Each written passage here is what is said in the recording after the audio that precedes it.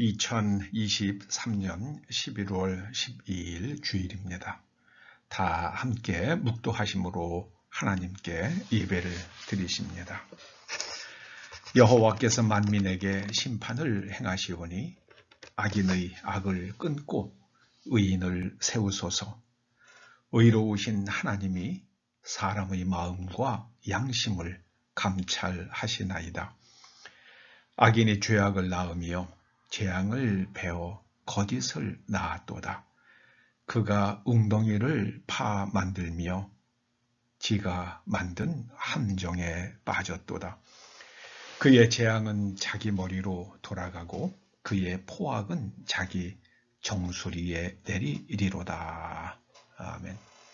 아버지 하나님, 한 사람의 야욕이 수많은 사람을 죽음으로 이끄는 전쟁이 연일 이어지고 있습니다.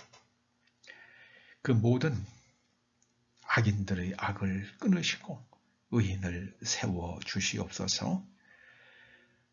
악인들의 모든 죄는 그들의 머리로 돌아가고 그들이 저지른 포악은 그들의 정수리에 내려지게 하시옵소서.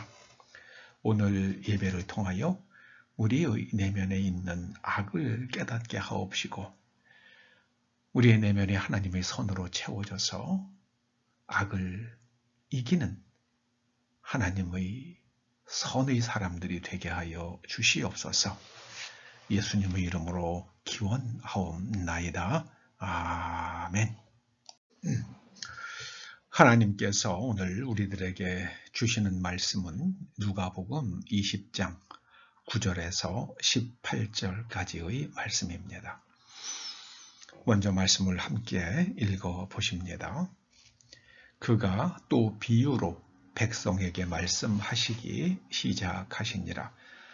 한 사람이 포도원을 만들어 농부들에게 새로 주고 타국에 가서 오래 있다가 때가 이르매 포도원 소출 얼마를 바치게 하려고 한 종을 농부들에게 보내니 농부들이 종을 몹시 때리고 거저 보내었거늘 다시 다른 종을 보내니 그도 몹시 때리고 능욕하고 거저 보내었거늘 다시 세 번째 종을 보내니 이 종도 상하게 하고 내쫓은지라. 포도원 주인이 이르되 어찌할까 내 사랑하는 아들을 보내리니 그들이 혹 그는 존대하리라 하였더니 농부들이 그를 보고 서로 의논하여 이르되 이는 상속자니 죽이고 그 유산을 우리의 것으로 만들자 하고 포도원 밖에 내쫓아 죽였느니라. 그런즉 포도원 주인이 이 사람들을 어떻게 하겠느냐? 와서 그 농부들을 진멸하고 포도원을 다른 사람들에게 주리라 하시니 사람들이 듣고 이르되 그렇게 되지 말아지이다 하거늘 그들을 보시며 이르시되 그러면 기록된 건축자들의 버린 돌이 모퉁이의 머릿돌이 되었느니라 함이 어찌미냐. 무릇 이 돌 위에 떨어지는 자는 깨어지겠고 이 돌이 사람 위에 떨어지면 그를 가루로 만들어 흩으리라 하시니라. 아멘. 지금은 고인이 된 미국의 정신과 의사 스캇 팩이 이런 말을 남겼습니다. 사실 우리는 타고난 거짓말쟁이들이다. 사기꾼이고 도둑이고 음모꾼들이다. 그러니 우리들 중 많은 사람이 성장해서 거짓말쟁이가 되고 사기꾼이 되고 도둑이 되고 또 음모꾼이 된다는 것은 결코 놀랄 일이 아니다. 스캇 팩은 성악설적인 그런 입장을 취하는 것 같습니다. 저희 내면 세계에 가장 많은 영향을 끼치신 분은 연세대학교 신과대학의 교수로 평생 봉직하신 한태동 박사님이시란 분입니다. 저희들 결혼할 때, 제가 결혼할 때 줄에도 서주셨어요. 근데 그 한태동 박사님께서 주례사로 하신 말씀 가운데 아주 선명하게 기억에 남는 것이 있습니다. 그분이 평안도 분이시거든요. 그러셨어요. 사람들이 아이들을 천사라고 생각하지만 천사라고 생각하지 말라는 거예요. 아이들을 천사와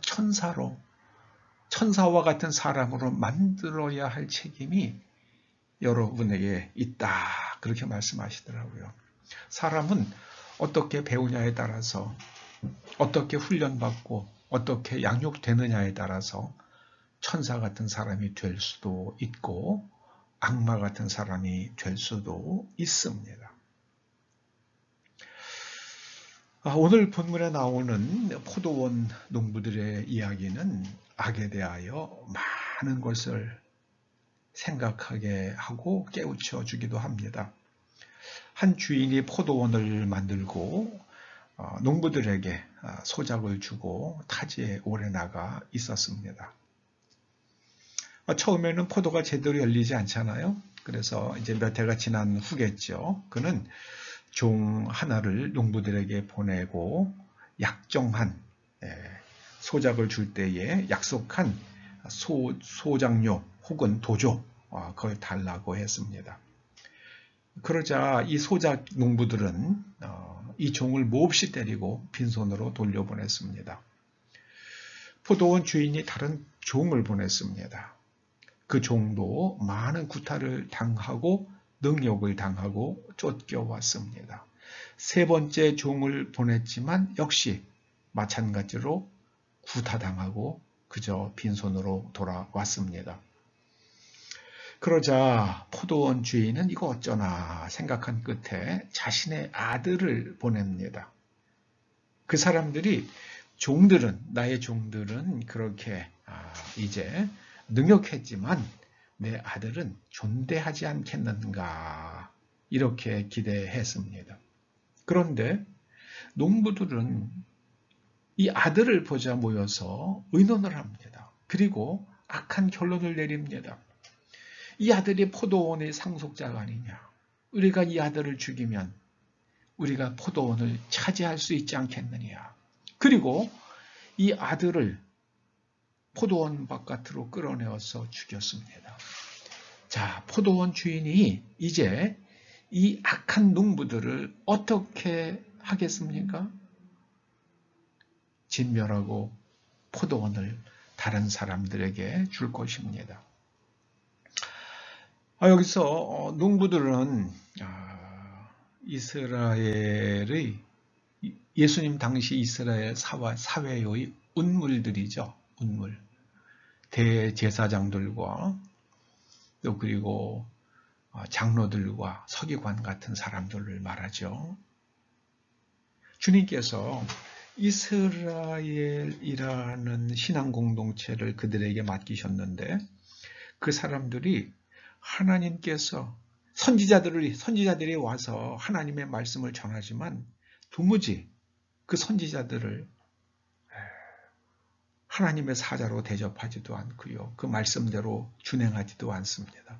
그래서 하나님의 아들이신 예수님께서 오셨지만 그들은 예수님의 아들을 십자가에 못 박고 결국은 자기들이 이스라엘을 마음대로 하나님의 뜻과 상관없이 자기들의 원하는 대로 이스라엘을 끌고 가다 로마의 결국은 바락바락 대들죠. 그러다가 AD 70년에 아주 처참하게 멸망을 당합니다.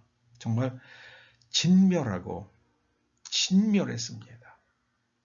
오늘 주님의 말씀대로 이 포도원 주인이 농부들을 진멸하는 것처럼 로마인들의 손을 통해서 하나님께서 이스라엘을 진멸하시고 그리고 포도원 곧 하나님의 말씀에 순종하여 하나님의 나라를 이 땅에서 경험하는 그 영적인 포도원을 하나님의 나라를 받아들이는 사람들에게 주셨습니다. 여러분, 오늘 본문에 나오는 이 포도원 소작인들, 이 농부들의 마음법, 이것이 바로 인간의 현주소입니다.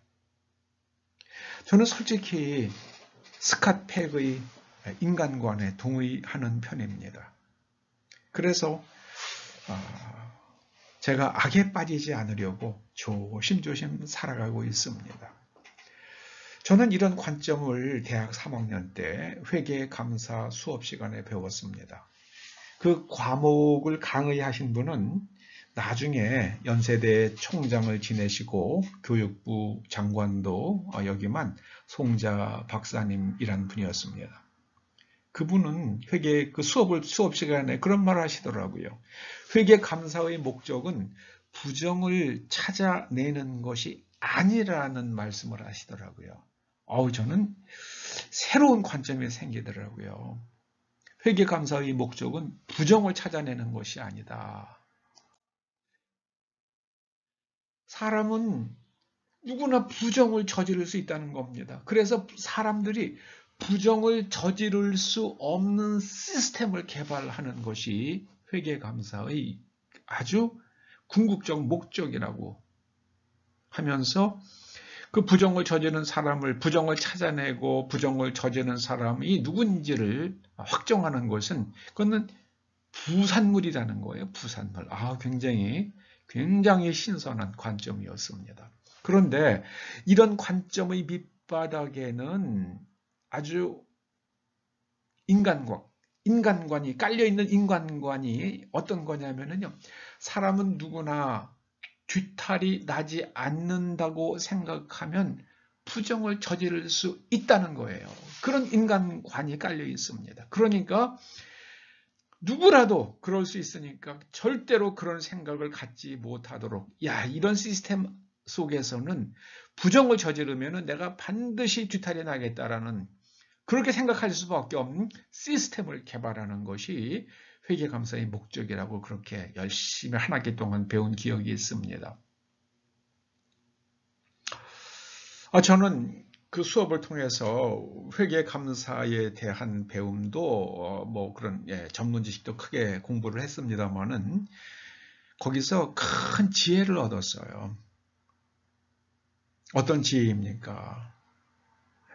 제가 아무리 사람들의 눈에 들키지 않게 못된 일을 한다고 해도 반드시 뒤탈이 날 거라는 생각을 하게 되었습니다.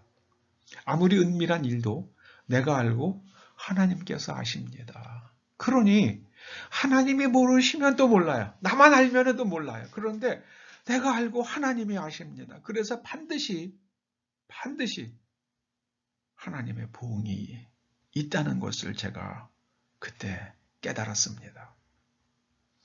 오늘 주님께서 말씀하신 비유 가운데 등장하는 소작 농부들이요. 이들을 통해서 인간의 내면에 있는 악을 생각해 볼 수 있습니다. 여러분, 소작인들의 꿈이 뭐겠습니까? 자기가 농사를 지으면 그 피땀 흘려 농사를 지어서 소득의 몇 퍼센트를 도조로 주잖아요. 이조 시대 때는 대략 조선 시대 때는 30% 정도였다고 그럽니다. 그런데 이제 많으면 40%, 30% 그러다가 30%였는데 보통이요. 그런데 일제 시대에 이제 종들이 없어지잖아요. 예전에는 농사를 짓는 종들이 이제 자유인이 되었습니다. 그런데 그들에게 땅이 없어요. 그 많은 자유인들이 농사 짓는 것밖에 모르는 자유인들이 땅이 없으니까는 예전에 자기들의 주인이었던 그 집안에 가서 그 땅을 제가 부쳐 먹겠습니다. 저한테 소작을 도지를 주십시오. 하지 않겠습니까? 그래서 어떤 사람은 서로 경쟁이 일어나겠죠. 40%, 많게는 50%까지 도조를 냈다고 냈다고 그럽니다. 그러니 이거 얼마나 허망하겠습니까? 피땀 흘려 새벽에 일어나가지고 쫙 농사 지으는데요. 30%, 40%, 심지어 50%까지 바쳐야 되니까 이 얼마나 허망하겠습니까? 이런 농부들의 한을 풀어준 대통령이 우리나라에 있었습니다. 농지개혁을 단행한 이승만 대통령이었습니다. 이분이요, 그 많은 반대를 물리치고 대지주들에게 국채를 주고 농지를 강제로 수용했습니다. 그리고 그걸 소작인들에게 분배했는데요. 소작인들은 그저 한 5년여 동안 일정한 비율의 수확을 정부에 지급하면 그 토지를 소유할 수 있었다고 좀 그렇게 알고 있습니다. 이로 인해 소작농으로 살아가던 사람들이 이제는 자영농이 된 거예요. 자유농이 될 수 있었던 겁니다. 자영농이. 소작료를 더 이상 내지 않는 그런 농부가 된 겁니다. 이로 인해서 우리나라의 바닥에 저변에 깊이 깔려 있는 그 분노의 눈물을 치유할 수 있었습니다. 브라질의 그 노동자 출신의 대통령 룰라란 사람이 한국은 이 이승만이라는 대통령이 행한 그 농지 개혁이 있었기 때문에 사회가 건전하게 발전할 수 있었다. 그런데 브라질은 그렇지 못했다는 거예요. 그래서 그 바닥에 있는 가난한 사람들이 살아갈 방법이 없어요. 그러니까는 마약 거래를 하고요. 마약 농사를 하게 되고 그 다음에 폭력 조직을 만들게 되었다는 거예요. 그게 깨지지가 않는 거예요. 그게 그들의 목숨이기 때문에 그런 거예요. 그래서 한국 사회가 이만큼이나마 우리가 이 사회를 꾸려갈 수 있는 것은요. 그거는 위대한 농지개혁. 그때 지주들이 땅을 많이 잃었겠죠. 제가 어릴 때 기억이 납니다. 채권 삽니다. 채권 삽니다 하면서 돌아다니는 사람들이 있었어요. 이 받은 국채, 그 돈이 아니잖아요. 언제 받을지 모르잖아요. 그걸 갖다가 사가지고 정부에서 이제 이자로 이렇게 잘 해서 하려는 그런 사람들이 있었던 겁니다. 참 그런 면에서는 우리나라는 고면에서 좋은 대통령을 가졌던 복된 나라라고 생각할 수 있죠. 자, 오늘 본문 속에 등장하는 소작인들의 문제는 이들이 소작료를 내고 싶지 않았던 겁니다. 그것은 이 포도원 주인과 맺은 최초의 약속을 일방적으로 깨는 일이었습니다. 여러분, 이게 중요한 겁니다. 최초의 약속, 이 약속을 일방적으로 깰 권리가 그들에게 없는 겁니다. 약속을 깨면 그 다음에는 자기네들이 그 땅을 농사 짓지 않아야 되죠. 우리는 당신의 소작료를 그만큼 낼 용의가 없으니까 그럼 농사도 짓지 말아야죠. 그런데 그 땅의 소득은 자기네들이 다 가져가고 그리고 내가 수확의 몇 프로를 주기로 한 거 그거를 안 하겠다는 겁니다. 그리고 나중에는요, 급기야 포도원을 불법적으로 자기 소유로 만들겠다는 엉뚱한 발상을 합니다.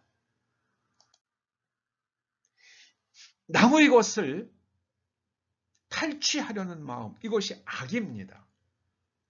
악의 본질은 다른 사람의 정당한 권리를 상대의 동의 없이 강제로 침탈하는 것입니다. 여러분,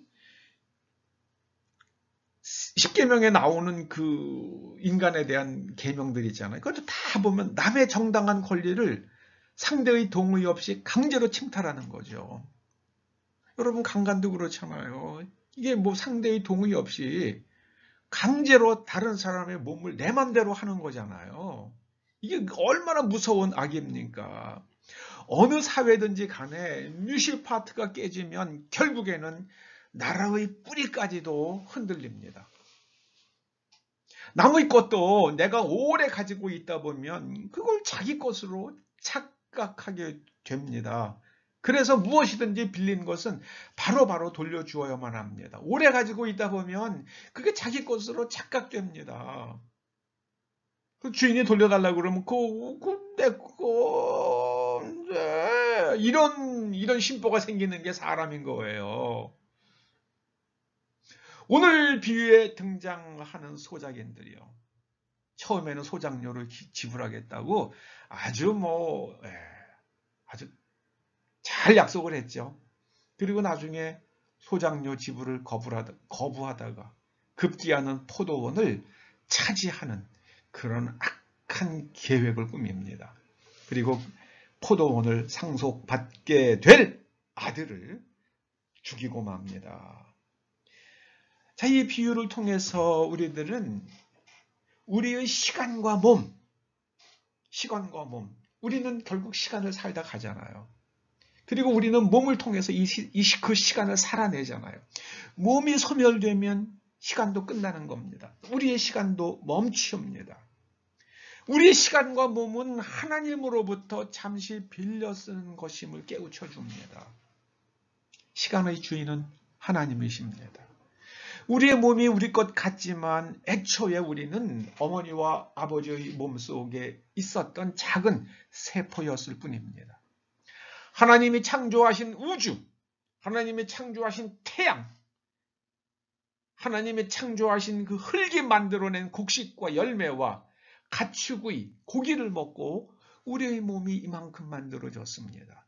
그러니 우리들은 우리의 몸과 시간을 그 주인, 시간의 주인이고 우리의 몸을 구성할 많은 곡식과 열매와 그리고 태양을 만드신 하나님의 뜻에 맞게 잘 사용하고 관리해야 할 책임이 있습니다.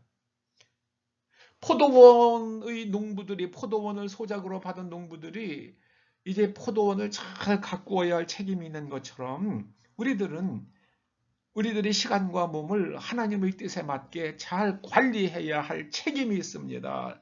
그래서 때가 되면 좋은 열매들을 하나님께 바쳐야만 합니다. 여러분, 시간과 몸을 자기 것으로 착각하는 사람들, 그 사람들이 바로 오늘의 비유에 등장하는 소작농과 같은 사람들입니다. 빌려주어서 내가 잠시 농사 짓고 있는 포도원을 자기 것으로 만들기 위해 주인의 아들을 죽이는 일까지 벌립니다. 여러분, 악은 반드시 죄를 낳습니다. 죄를 지은 자는 하늘의 벌을 받습니다.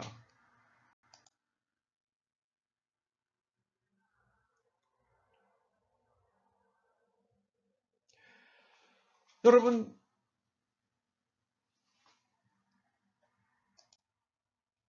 포도원을 탈취하기 위해 포도원 주인의 아들을 죽인 사람들, 그 소작농들의 운명은 무엇이었습니까? 주인이 돌아와 그 농부들을 진멸하는 것이었습니다. 하나님의 뜻을 거스르는 사람들의 운명은 바위 위에 떨어지는 사람과 같다 하십니다. 여러분, 사람이 푹신한 침대 위에 떨어지면은 크게 안 다치죠. 그런데 바위 위에 떨어진다고 가정해 보십시다. 완전히 몸이 박살나죠. 어떤 악을 저지르는 사람들이 아주 간특해서 교묘하게 위기를 모면할 수 있는 것 같지만 이번에는 돌이 날아와서 그 머리 위에 떨어진다 말씀하십니다. 돌이 날아와서 돌 위에 안 떨어지는 사람이 있다 그러면은 이번엔 돌이 날아와서 그 머리 위에 떨어진다 하십니다. 여러분, 지난주 화요일 날 요한계시록 세미나를 가졌어요. 우리 같은 시찰 목사님들 한 20여 분이 모였어요. 그런데 다시 한번 통찰한 그 계시록에 보면은요. 요한계시록 11장 19절에 하나님의 성전 안에 우박이 보인다고 증거되잖아요. 그 우박이 뭡니까? 그냥 마지막 때가 되면 우박이 떨어진다고 그러시는데요. 요한계시록 16장 21절은 그 우박의 무게가 1달란트가 됐다고 증거합니다. 1달란트는 무게가 대략 30kg보다 좀 무거워요. 여러분, 30kg나 나가는 우박이 떨어진다면 이게 무슨 일이 일어나겠습니까? 여러분, 우박이 30kg가 되려고 그러면은요, 이게 물이 최소한 한 20한 8리터가 열어야 되잖아요. 그러면은요, 여러분 그 생수통 큰 거 있잖아요. 예. 냉온수기 올려놓고 쓰는 생수통. 그게 20리터거든요. 18리터, 20리터. 그럼 그거 하나 반이요, 하나 반. 예, 큰 물통으로 하나입니다. 바켓으로 하나예요. 이게 그만한 30리터나 되는 물이 한 덩어리, 그 얼음 덩어리예요.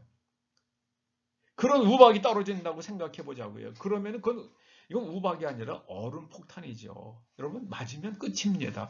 집이고 차고 다 끝장납니다. 여러분 30kg짜리 큰 얼음이요. 그 생수통만한 얼음을 갖다가 여러분 차에 던져보세요. 아무리 단단한 차라도요. 그거 박살나죠. 유리 건물들이요. 유리벽 다 깨져나갑니다. 이거 완전히 사용 불가 상태가 되죠. 여러분 그 모든 것이 악이 창궐한 세상이 맞게 될 최후의 모습입니다. 오늘 본문을 통해서 주님께서 우리들의 내면에서 악을 제하라 하십니다. 결국 오늘 주님께서 말씀하신 비유에 깔려있는 그 교훈은요, 우리들의 내면에서 악을 제하라 하시는 겁니다. 여러분 병 속에 공기가 들어있잖아요. 빈 병 속에 공기가 들어있습니다. 그 어떻게 공기를 제거할 수 있겠습니까? 물론 진공 펌프를 통해 가지고 계속 공기를 뿜어놓으면 공기를 제거되겠죠. 근데 그건 보통 사람이 할 수 있는 일이 아니잖아요. 근데 누구나 할 수 있는 일이 있죠. 할 수 있는 방법이 있죠. 병 속에 있는 공기를 제거하는 방법은 아주 쉽습니다. 병을 물로 채우는 겁니다. 병을 물로 채우면은 공기는 완전히 빠져나갑니다. 공기가 있을 곳이 없어요. 우리들 영혼 속에 있는 악을 제거하는 방법은 우리의 영혼의 그릇, 우리 영혼을 하나님의 선으로 채우는 것입니다. 우리의 영혼을 하나님의 선으로 채우면 우리 속에 있는 악이 점점점 빠져나갑니다. 하나님의 선으로 가득 채워진 내면을 가리켜서 구약성경은 체다카라고 부릅니다. 우리 성경이 공의라고 번역한 것은 하나님의 선으로 채워진 내면입니다. 하나님의 말씀에 정조준된 내면 구조가 체다카입니다. 이런 사람이 다른 사람의 정당한 권리를 인정하고 지켜주는 것이 미시파트입니다. 내면이 악으로 채워진 사람인 악인의 결국은 멸망입니다. 그 사람이 요리조리 빠져나가잖아요. 하늘에서 돌이 떨어집니다. 계시록은 하늘에서 30km 넘는 우박이 떨어질 것이라 그렇게 경고합니다. 내면을 선으로 채워서 하나님으로부터 넘치는 은혜와 복을 누리는 저와 여러분과 우리의 후손들, 대한민국의 후손들, 그리고 온 인류가 되기를 주님의 이름으로 축원합니다. 기도하시겠습니다. 주님, 악한 농부들, 포도원을 자기 것으로 만들려고 했던 농부들을 바라보며 하나님께서 저희들에게 빌려주신 시간과 우리의 몸을 나의 것으로 마음대로 소유하려고 했던 우리의 악을 깨닫습니다. 아버지 하나님, 우리가 우리의 내면을 하나님의 선으로 채워서 하나님의 나라가 이 땅에 실현되는 것을 보게 하여 주시옵소서. 예수님의 이름으로 기도드리옵나이다. 아멘.